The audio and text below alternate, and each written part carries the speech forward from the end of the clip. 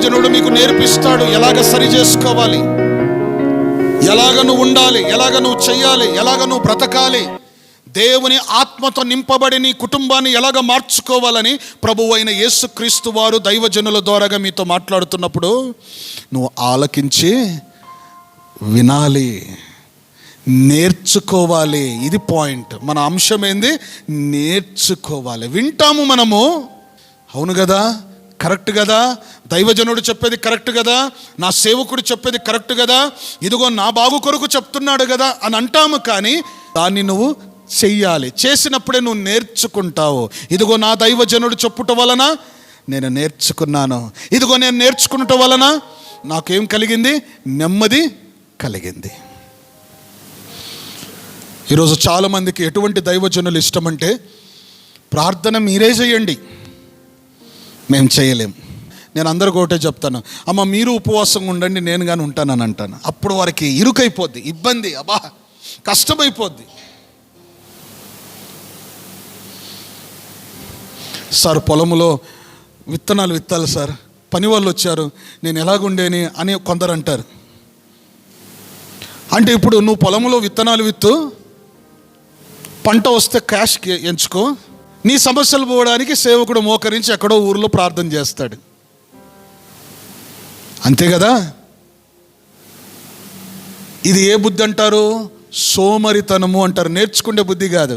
నేర్చుకునే బుద్ధి ఏమిటంటే, సేవకుడా నువ్వు చెప్పు, ఏ సమయము, ఏ రోజు ఉండాలి, ఏ సమయంలో ఉండాలి, 2 గంటలు ఎక్కువగానే ఉంటాను ప్రార్థనలో. నా కొరకు ఒక దైవజనుడు ప్రార్థనలో ఉన్నప్పుడు నేను కానీ ప్రార్థనలో ఉండాలి.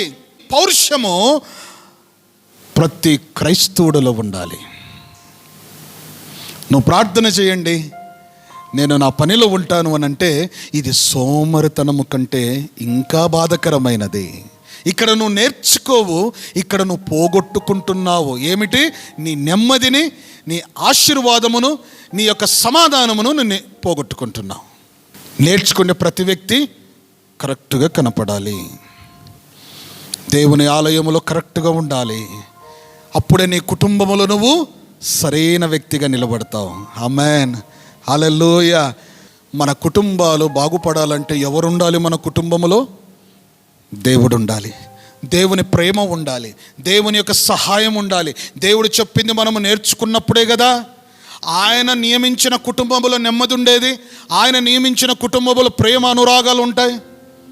మనము నేర్చుకోలేకపోతున్నాము. కాబట్టే ఈరోజు మనము వినకపోతే మన పిల్లలు వినరు, మన రాబోయే వంశము వినరు, మన కుటుంబాలన్నీ తరిగిపోతూ ఉంటాయి. కానీ మన జీవితంలో ఎన్నో పోగొట్టుకుంటామండి. తిమోతికి చెప్తున్నాడు, సరిచేయి. సరి చేస్తున్నప్పుడు బాధపడద్దండి. బాధ ఎప్పుడు అవుతుందంటే, మీకు అనుకూలంగా చెప్తే మీకు నచ్చుతుంది, మీకు వ్యతిరేకంగా చెప్తే మీకు బాధ అవుతుంది. అక్కడే వచ్చేది. సరిచేయడం అంటే ఏంది?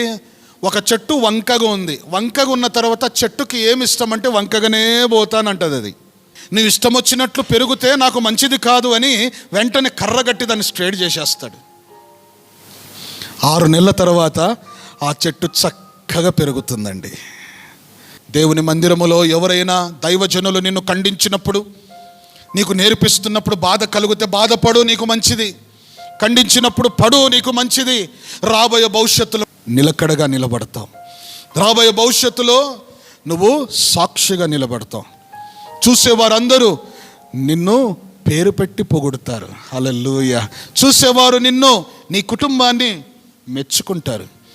నీ నుండి వచ్చే పండ్లను తింటారు, నీలో ఉంటున్న బిడ్డలను మెచ్చుకుంటారు.